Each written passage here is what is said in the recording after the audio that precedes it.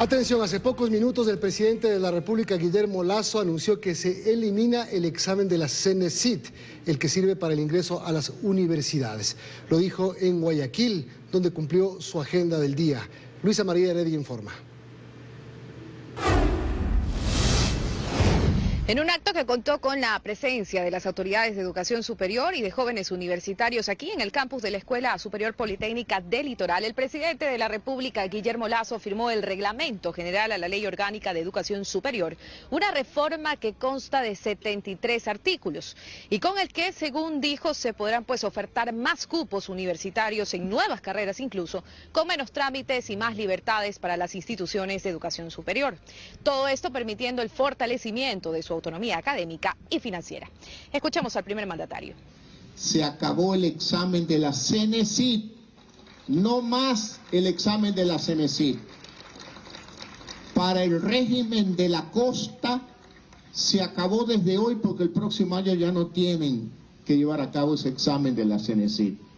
Y para el régimen de la sierra, obviamente no podemos evitar lo que está sucediendo ahora, pero a partir del próximo año no hay examen de la Cenecit en régimen sierra y en régimen costa.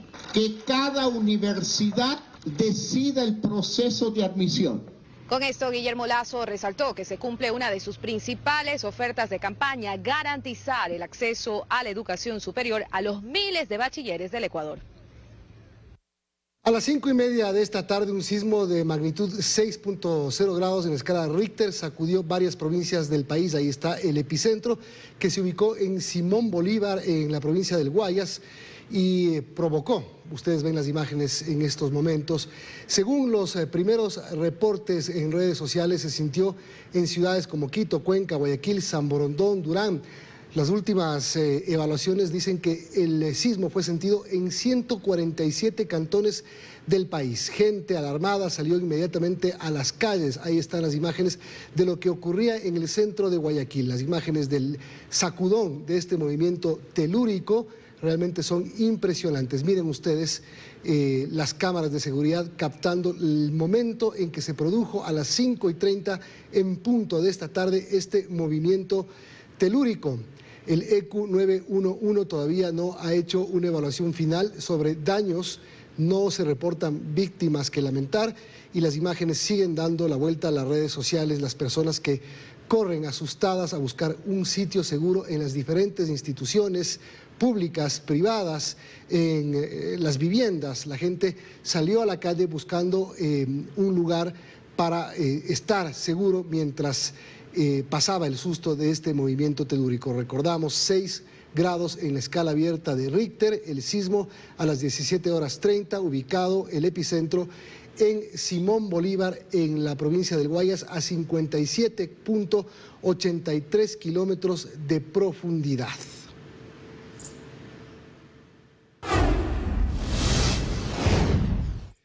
Tema político: con 83 votos a favor, el Pleno de la Asamblea Nacional destituyó a Yesenia Guamaní del cargo de segunda vicepresidenta de la función legislativa por incumplimiento de funciones. La acusación fue planteada por Yajaira Urresta del Movimiento UNES.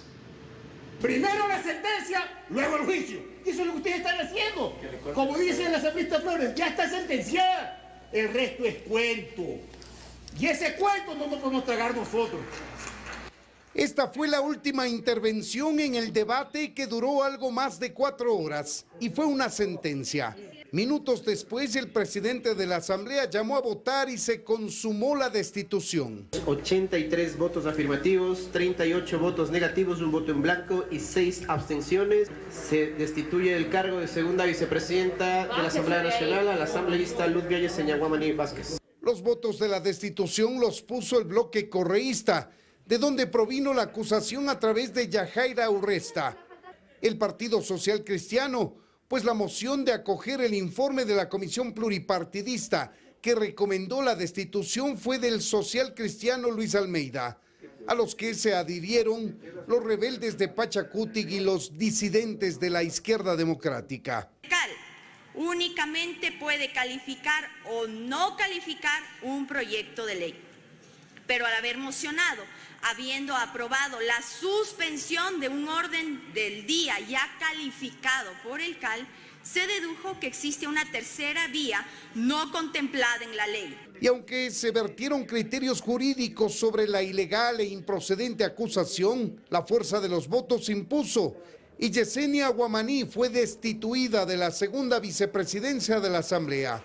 Los votos de Creo y las facciones orgánicas de la ID y Pachacutic no fueron suficientes. Aquí también ha existido violencia política. Pueden ser acciones nacionales como también internacionales, pero reitero, esto lo vamos primero a analizar a la interna del Partido Izquierda Democrática. La nueva mayoría coyuntural de la Asamblea ahora tiene 83 votos y con la designación de la primera y segunda vicepresidencia de la Asamblea, seguramente intentarán atraer más asambleístas a la oposición.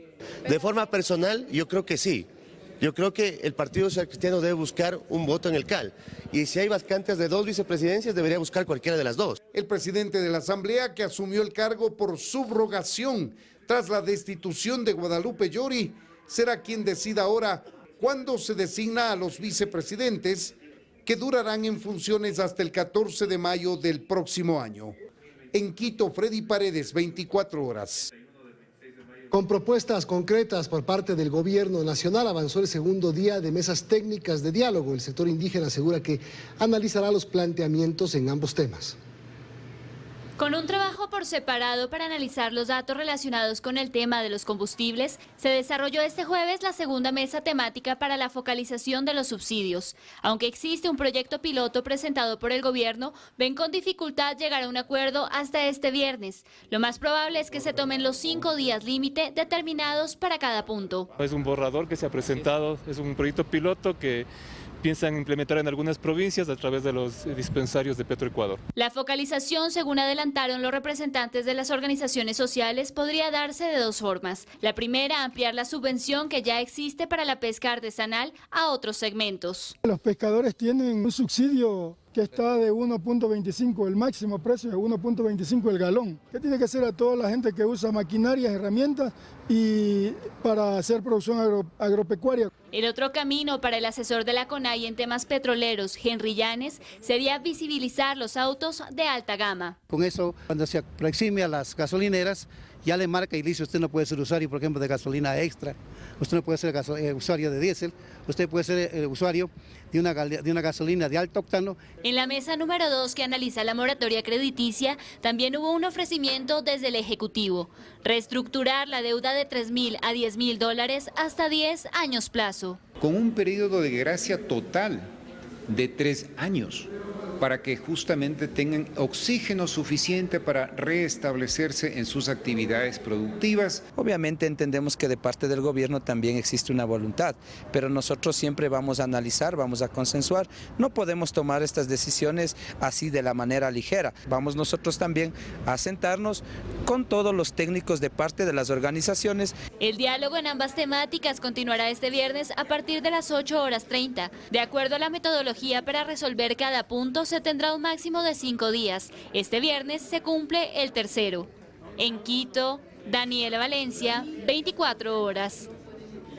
El Pleno de la Asamblea conocería en 10 días el informe sobre la central hidroeléctrica Coca-Cola Sinclair, millonaria obra salpicada de escándalos de corrupción y desperfectos técnicos que impiden su entrega. El ministro de Energía asegura que encargará el seguimiento del caso a su viceministro para evitar suspicacias.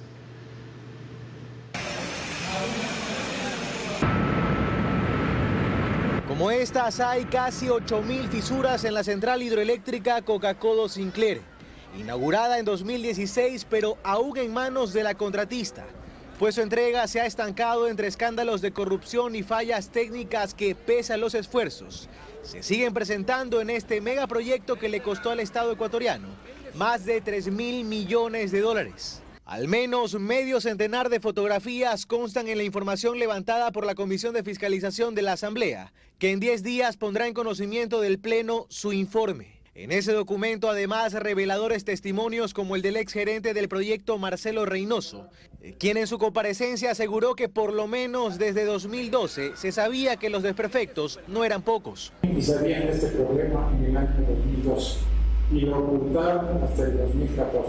En En medio del trabajo, la Comisión de Fiscalización envió en marzo pasado un oficio al presidente de la República con información reservada sobre las actuales condiciones de la hidroeléctrica, anticipando que hay daños irreparables y que hay desperfectos en turbinas, válvulas y otros componentes. Además, que la situación sería mucho más grave de lo que se cree. Si estuviese en sus manos recibir la obra de forma definitiva, Coca-Cola Sinclair como está ahora, ¿lo haría? No lo haría.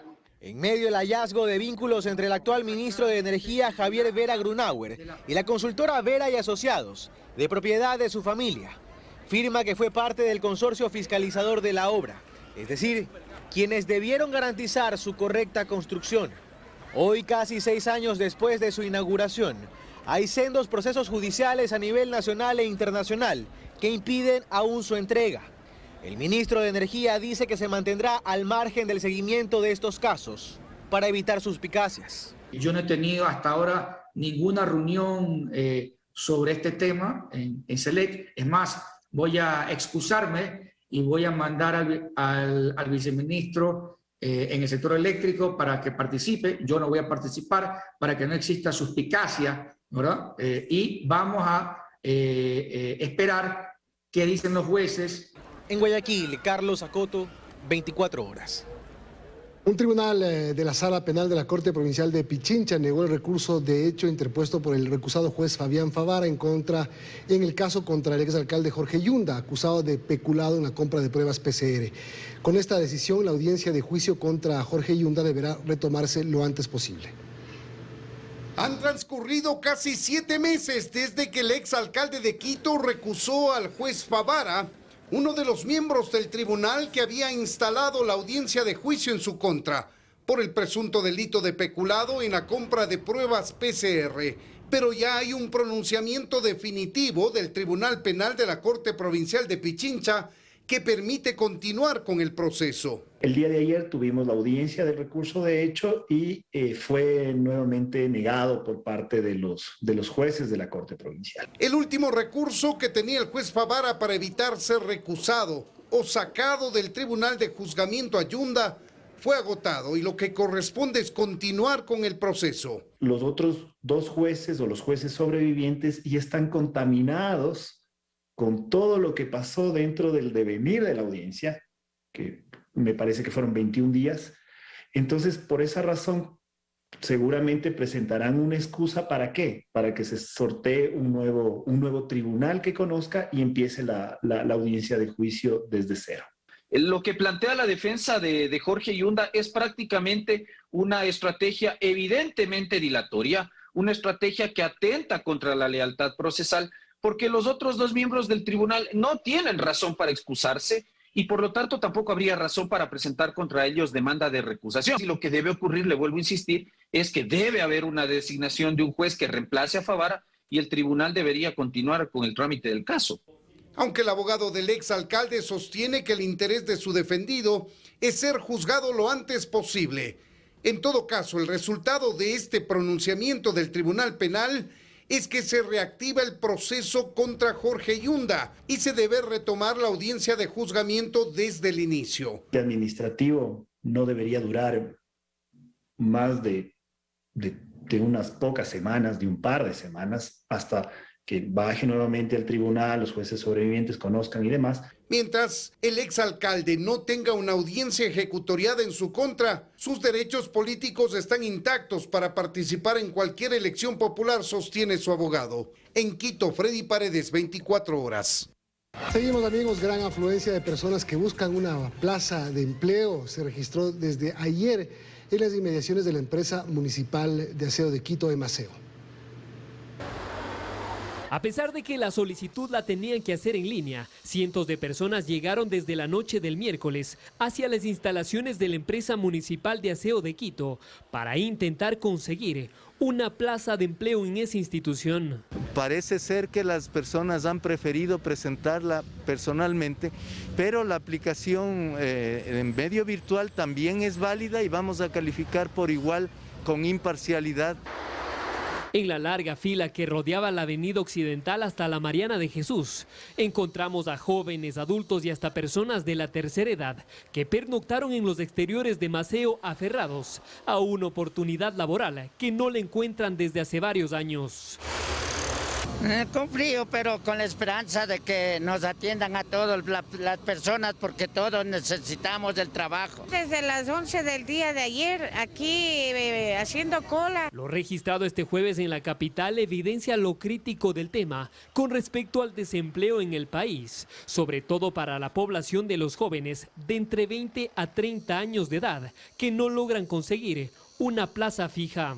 Desde que empezó la pandemia prácticamente.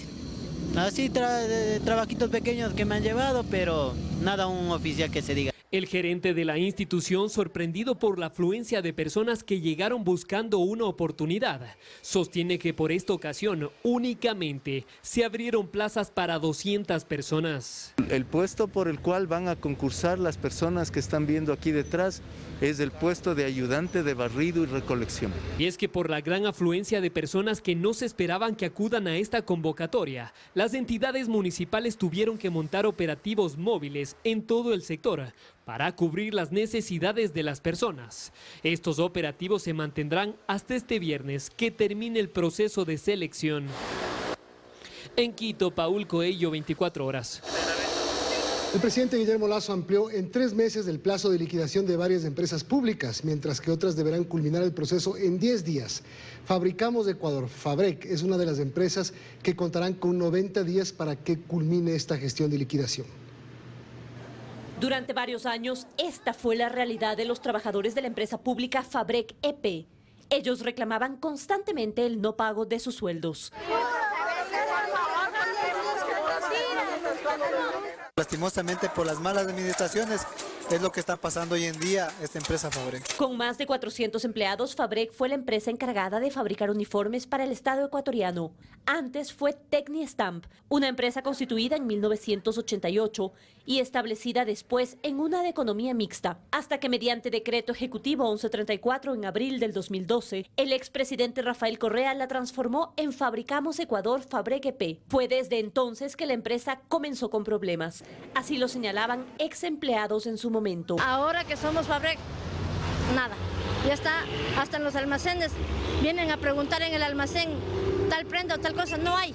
La empresa, aún en 2012, cuando empieza a ser Fabrec EP, reportaba ventas por 25 millones de dólares. En 2013 las ventas cayeron a 12 millones. En 2014 se recuperaron y se situaron en 19 millones. Pero en 2015 cayeron a apenas 814 mil dólares. En 2016 incrementó otra vez y subió a 18 millones. Pero para el 2017 las ventas fueron de apenas 277 mil dólares. Fue entonces cuando en octubre de 2019 el expresidente Lenín Moreno decidió que se liquide la empresa que estaba adeudando sueldos y en mora patronal. Así, mediante decreto número 890, dispuso la extinción de Fabrec. La empresa dejó de producir, entre otras cosas, uniformes con protocolos de seguridad y ha pasado desde entonces en proceso de liquidación, sin que se conozca su avance ni estatus, aunque debía liquidarse hasta el 2021. A diciembre del 2021, el número de funcionarios era de 20 personas. Y finalmente, mediante decreto 492, el presidente Guillermo Lasso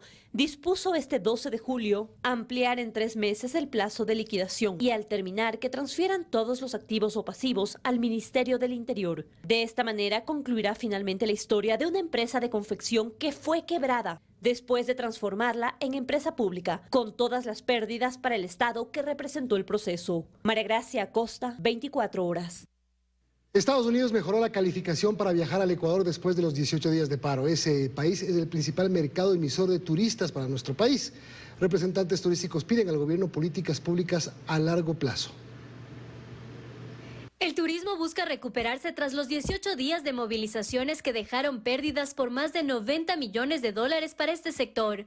Una de las noticias positivas llegó desde el gobierno de Estados Unidos, que el 11 de julio mejoró las perspectivas para que sus turistas viajen a Ecuador. Ese país había ubicado en alerta 3 al Ecuador durante el mes de junio por causa de las movilizaciones. Eso significaba para los turistas un reconsidere su viaje. Ahora el nivel de alerta es de 2.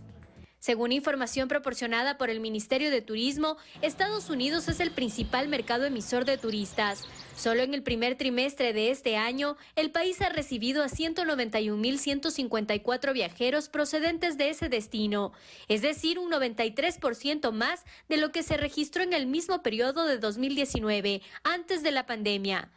No obstante, aún hay preocupación en el sector turístico. En 90 días, si no se firman los diferentes acuerdos con los indígenas, pueden volver otros paros y otras manifestaciones, y esto nos sigue afectando. A esto se suma que Ecuador sigue estando en alerta 2, es decir, tener precaución debido a la delincuencia. Por ello, representantes de este sector consideran que son necesarias políticas públicas a largo plazo para evitar que se sigan registrando pérdidas. Una inversión importante en promoción planificada y con respuesta inmediata para circunstancias como las que estamos viviendo. En cuanto a otros destinos priorizados, Ecuador está en nivel verde en Reino Unido y amarillo en Canadá. En Quito, Belén Merizalde, 24 horas.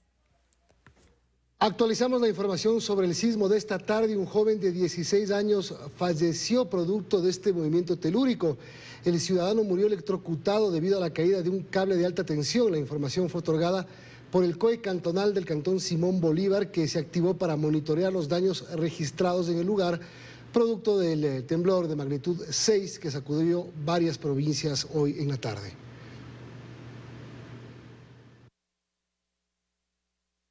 Producto del movimiento telúrico hubo una caída de un cable de alta tensión en un recinto, en el recinto Río Milagro 2, donde lastimosamente tenemos la pérdida de la vida de un joven de 16 años que, producto de la caída de este cable de alta tensión, él se encontraba haciendo una actividad deportiva, lastimosamente falleció.